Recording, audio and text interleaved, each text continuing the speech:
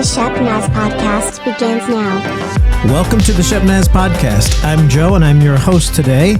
And today I have with me Pastor Brett, our children's pastor here at the Gahanna campus. And we're going to take the time just to take a look at maybe some things that are coming up in children's ministry, some things that he's inspired and encouraged about, and maybe would like to get some of your involvement with. You know, we have recently been talking about a lot of goals and vision for the church over the next 2 years and 7 months as we're getting ready to celebrate 100 years in July of 2027. So alongside that, many of our ministries are kind of looking within and trying to figure out, okay, what's my piece of the puzzle? What am I going to do to further the ministry to outreach? So we'll bring in Brett and hear what he has to say about children's ministry. So welcome in, Brett. Thanks, Joe. Happy to be here today. Hi, everybody. Hey. All right. So there's been a lot going on. Yeah. And in fact, as we're recording this, we're getting ready to head out to Kansas for a training. Yeah. Which will be kind of exciting. And we'll see if we can figure out how to record some stuff while we're there. Maybe. I don't know. That would be bring fun. it back. Yeah, I'm thinking about it. Might take an extra suitcase. But anyhow, in the meantime, you've been starting to make some plans because not only do we have the new year that starts in January, but the church fiscal year starts in March. So the whole month of January and February, it's all about planning for the next year, right? Yeah, that's right. Just trying to get things figured out for what we want to do going forward. Like you were saying, how kids ministry factors into the church goals for the 100th anniversary that's coming up, and just kind of taking a look back at the past year and seeing what we want to do going forward here. So definitely a lot of planning that's going on. I'm trying to get dates out. I mean, I got dates out to families, but I'm excited to talk about some of that stuff here today too, because we live in a busy world, Joe, and it's important to get people information soon. That way, they have information to plan around. So, and I guess we'll just make the caveat right now that everything is in the planning stages. So, as more details come available and as we get closer to events, we'll probably do an update on that. But Definitely, we kind of wanted to hit the highlights for today. So what do you have up first? Okay, so up first, we have our Easter event, which is taking place on Palm Sunday this year. So it's April 13th, 2025, which already feels weird to say. But so April 13th, that's just less than 3 months away, to put it in that perspective, which is really, really crazy that it's coming up that fast. But really excited to get back to celebrating the resurrection of Christ together. Obviously, Palm Sunday is talking about the triumphal entry, but so it's before the crucifixion, before the resurrection, but excited to get together with a whole lot of people. And we've talked a little bit, like you said, Joe, in preparing for this, about ways that we can really be intentional this year about inviting people within our community to events at Shepherd and just reaching out, and even if it's as simple as just letting people know that we're here if they ever need us. Just make sure that they know that they have people that love them and people that are praying for them, and people that want to support them however possible. So looking at ways that we can reach out into the community, like in the neighborhoods around the church. Excited about that. Still don't know what all it's going to look like. It's going to be some form of an egg hunt, Joe, and I know that's been a long time coming. So I know people are really excited about that. I'm really excited about it. I don't know everybody that's listening how much you know, but I grew up coming to Shepherd. I remember the egg hunts of years past and the anticipation in the hearts of the kids as it grew closer and closer. Now, I can't say on behalf of a parent what it feels like having your kid go to an egg hunt, Joe. Is it just like major concerns for tooth rot and stuff like that? Or I don't know. No, it's more so there's got to be training ahead of time, so that your kid doesn't lose track, and you want to have like a healthy attitude in getting, like, you don't want your kid stealing eggs away from other kids, but yet you don't want your kid just standing in the corner not getting any. So you got to find that healthy balance. You want them to have a little bit of confidence, but you don't want them to be too aggressive. So most of it, at least in our family, was, that kind of training. Like, it's a teaching point. Ahead. Yeah. Yeah, but I'm really excited for it. Again, like I said, I have really fond memories of egg hunts as a kid, and looking forward to just having the opportunity to speak about the resurrection of Christ and the new life that's available through Him around this, like ultimately a super, super awesome and exciting church holiday in Easter and Palm Sunday. So I'm really looking forward to that, and that's again coming up real soon. So Nice. And you don't know exactly what that's going to look like yet because it's still in planning stages. Right. But people can already say, hey, whatever it is, I'm willing to help. Yeah, I don't have a formal sign up just yet, but like I know that there were a lot of people that were excited about this coming back. And so if you're one of those people, if in the past you've helped with egg hunts and you like really love it, I know some of these events hold a special place in people's hearts. So if that's you, definitely reach out to me, and I love to see what we can do together as we prepare for this, because we want it to be really special for the kids, especially, and for families as a whole. So yeah, just reach out to me and we'll figure something out. I'd love to meet with people, talk with people.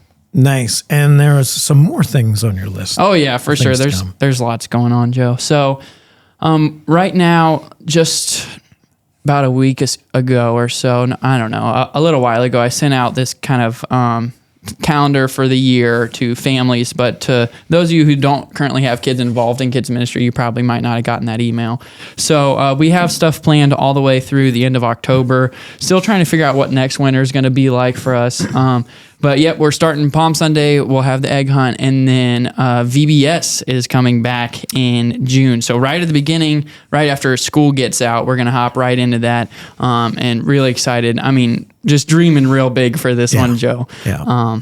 And I know that just like the egg hunt, that's something that a lot of people are passionate about. Maybe you're new to Shepherd, maybe you came from another church, but VBS pretty much everywhere you go is kind of a big deal. And I remember we did kind of a VBS. This is a story I don't know that's ever been talked about much on the podcast, but not too long ago when I was in youth here, we went on a trip to Puerto Rico, and we kind of did a VBS there. And so it was cool seeing like even outside of the U.S. this same program done with the goal of kind of creating a space to get to know kids and build relationships with them, and just get them in a space where over the duration of 5 days or whatever it may be, just teaching them about the good news, teaching them about Christ-like character, and just like, and doing a lot of fun things too along the way. It's a really special place. I actually gave my life to Christ at a VBS when I was a very small kid, so I have really fond memories of VBS too. And I know, like when it's done well, it can really be something special. And it's something that's really generational. I mean, my mom's testimony was that she gave her life to Christ during Vacation Bible School.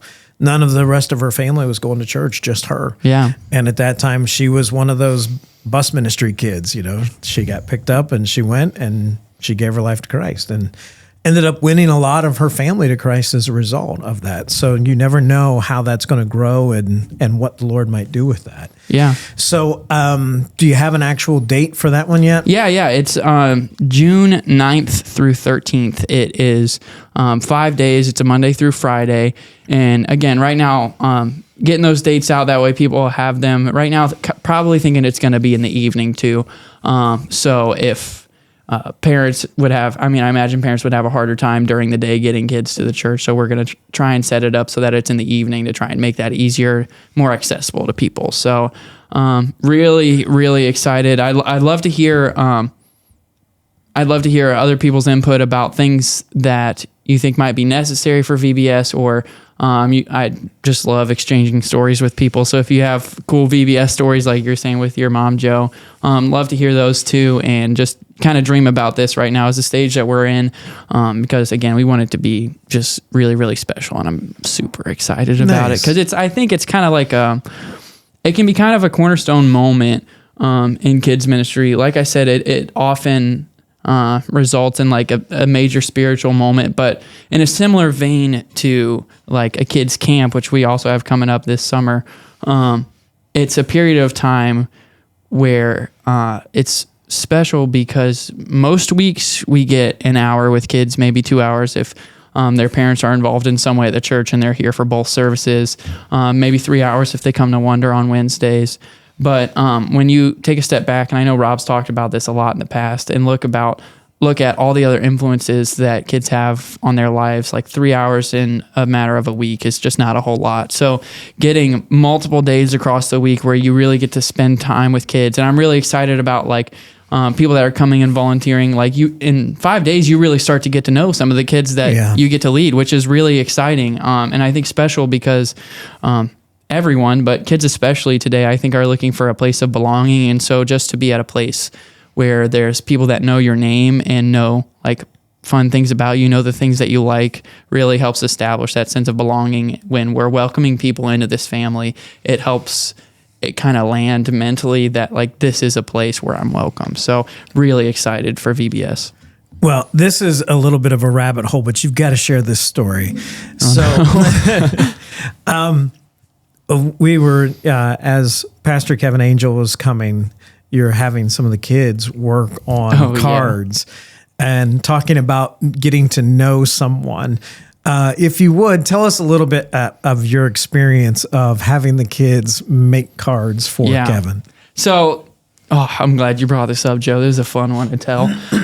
So just before Kevin started, I was talking, I don't know if it was at a staff meeting or whatever, but we were trying to think of ways that we can help Kevin feel welcome. And I said I really wanted the kids to like make cards for Kevin. And so I ordered a few, and I really don't like wasting things. So I actually ended up not ordering enough, which was even better because then kids were making cards from scratch, which was awesome. But and then on Sunday mornings in both services, I gave all the small group leaders cards.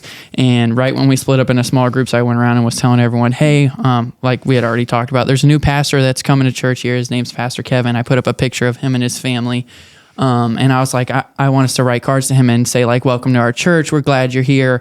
And just make him feel like a part of the family. And so it was a hoot going around and seeing those cards. There were some kids that were like lower grade levels really working on their writing, and they got like just his name. And so there's going to be cards that just say Kevin when he opens it up, or like just one of his kids' names. And so that was fun. There was some images that were really just interesting that were drawn in there. And I'm always impressed by the art skills of the kids. There's one kid that he said, welcome to the crew.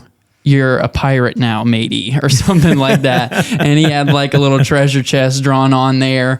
And oh man, there were some really good ones. I'm trying to think of some other ones. Oh, kids asking for Kevin, like our lesson for today told a story that had a few people that in the story, it says that they, in that time, were baptized. And so we were talking about baptism a little bit too this past Sunday. And there were kids that were asking him to quote unquote baptism them even before they had even met him. And so it's really cool. I think they were really excited to get to meet him. And the pictures of Kevin that some of them drew were great. And like I said, the completely original cards were awesome too. Just like a huge, like regular 8.5 by 11 piece of paper, folded hot dog style with just a personal note and smiley face stickers all over it. Nice. It was fun, Joe. Now you got questioned a little bit. Oh you? yeah, that's right. I think I got off my own rabbit hole here. There were a couple kids in particular that, so when I introduced Kevin, I said that he's a friend of mine. He's the district secretary for our district. And so I've talked to him on plenty of occasions, played some disc golf with him too. He's awesome. But, when they were writing the cards, I don't have the mind of a child sometimes I do, but they were like, okay, so Pastor Brett, what's his favorite color? And I'm like, well, I don't really know. And they're like, but you said you were his friend. What do you mean you don't know your friend's favorite color? And I'm like, I don't know. I'll send him a message, and turns out it's blue for if anyone that's wondering. And then they were like, so we were talking about pets and stuff, just fun conversations you have in small groups sometimes. And they were like, well, what about Pastor Kevin? Does he have a dog? Don't know, buddy. I'm not sure. Like, and just flabbergasted that I wouldn't know these facts about him. I'm like, okay, I understand. Pastor Kevin and I need to sit down and have these serious, important conversations about favorite things. And you don't know the most basic things. Yeah, I mean, I think this is the first thing you ask when you meet somebody. It's like, hi, my name's Brett. What's your favorite color? And do you have a dog? So right, exactly. It's fun. So, we've got VBS, and before that, we're having the Easter event. Yeah. What do we have after VBS coming up? Okay. So after VBS is June, and I did briefly mention that kids camp is coming up And that takes place in July. That's not a Shepherd thing. That's a South Central Ohio Nazarene thing. We go up to a camp, Catubik and Bell Fountain, and that was an awesome time last year. And I really want to encourage kids to do this, because just like VBS, it's even more time that you get to spend with kids, and they grow closer together. Like in the past year, I guess 6 months since the last kids camp, seeing the kids that went together grow even closer, and it's a really cool and special thing, and where they get to hear messages and about the gospel and about Christ and learn about him and spend time with God and do fun things like prayer stations, but also like fun activities that not every kid gets to do anymore, like boating and kayaking and fishing and rock wall climbing, not stuff that I didn't have at my house, at least growing up. I don't know about anybody else, but so that's really fun. And that's the third week of July. So the upper grades of elementary are the 13th through the 16th, and then the lower grades are 17 through 19. So parents, families, get that on your calendar now. And if you want to be a chaperone, you can let me know too, because chaperoning at kids camp is one of the most fun things ever. I loved it this past year. You do need like a nap afterwards, for 36 hours or so. But that's really fun. We're looking forward to that. And then, so that's July. And then in the fall, we had our pumpkin smash and bash last year, and that was a lot of fun. But this year, I feel like there are certain things like VBS, like egg hunts, that people are looking for at certain times of the year. It's something that they want to bring their kids to. And in today's world, the unfamiliar is a little bit scary to people sometimes. So maybe if you're new to a church, or maybe if you've never been to a church, the thought of a pumpkin smash and bash, people are like, I don't really know what that means. I don't think I'm going to go, because what do we even do when I get there? Like, are we supposed to dress up in a costume? It's fall time. Is this like trick or treat? So we're going to do a trunk or treat again, another really exciting thing that's making its way back. And it won't just be like trick or treating and candy and decorating trunks. I want to have some other things involved too. There's going to be food, because I believe that there's something really special about sharing a meal with people and inviting people into a meal setting. Now, it's not going to be like surf and turf or anything like that. It'll probably be hot dogs and burgers, but and then probably just a lot of other fun stuff. Maybe some stuff rolling over from the pumpkin smash and bash. So it'll kind of be like a first half of it is like trick or treat, and then invite people to stay and just fellowship, enjoy community, and show them that like this is a safe place. People love each other here. Like this is a place where you would be welcomed and loved. So nice. So it'd be like a trunk and treat bash. Yeah. So there you go. Workshop in the name still, Joe. Trunk or treat plus. I don't know what it's going to be, but the date for that, oh no, here it is the 26th of October. So that's a Sunday, and that'll probably be in the evening as well. So that's a lot. Yeah. All right. It is a lot, and it's really exciting. Just you and I were talking about VBS this morning, and just like envisioning the idea of an opportunity in a space that's designated to talk to a large group of kids and like invite them into the community that we have here. Like I love this church, and I love the kids ministry at this church. I really enjoy it, being a part of it every week. And the thought of the opportunity to get to invite people into that and invite people into a relationship with Christ, and like what it might look like if any of those people come back and like become a part of this community, that again, like tying in with the goals that we have for this year. Like I think, with the vision that has been set before us, I think that we should respond in faith and expect like those numbers to come. Expect God to bring those people towards us and give us the chance to love on and teach about God. And I think that a lot of that is going to be kids. And so I'm really excited to see that happen, and just like picturing that in my mind is something that brings me a lot of joy and excitement about. So really fun stuff. Well, we appreciate you coming in and kind of casting the vision and giving us a little bit of some things to look forward to. If this is stuff that you get excited about as well, you can email us at podcast@shepnaz.org, and we'll push that information to Brett so that he keeps you in the loop of everything that's going on. Plus, you can always find him on Sundays here at the Gahanna campus, somewhere around the Central Complex area, and tell him that you want to get involved in some way. You can check out everything that's going on in the church by going to shepnaz.org. Follow us on Facebook, Instagram, and YouTube. For Pastor Brett, I'm Joe. Have a great day. This podcast is a production of the Shepherd Church of the Nazarene, Gahanna, Ohio. email to podcast@shepnaz.org and let us know what you think.